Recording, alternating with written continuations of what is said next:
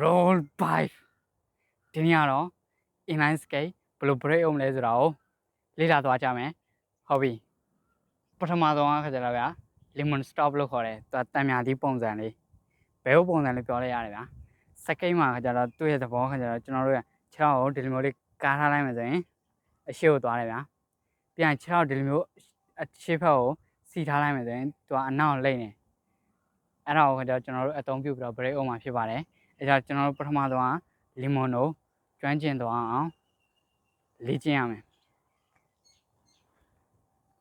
lemon ဒူးလဲကွေးထားရင်ကောင်းတယ်နော်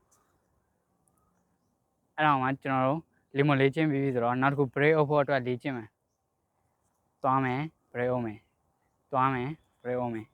ခြေထောက်ကိုကားလိုက်မယ်ပြီးရင်စီးပြီးတော့ break အောင်လိုက်မယ်အဲ့ဒီအချိန်မှာဗျာတချို့ beginner တွေကမစီးနိုင်ဘူးမစီးနိုင်တာဖြစ်တဲ့အတွက်ဒီတိုင်းပဲအကားပဲနေရင်တော့ဗျာကားတတားကြီးဖြစ်နေမှာပေါ့နည်းနည်းအားဆိုင်ပြီးတော့ဒီလိုမျိုးခြေထောက်ကိုကွေးပြီးတော့စီးသွားဖို့လည်းလိုတယ်ဟုတ်ပြီ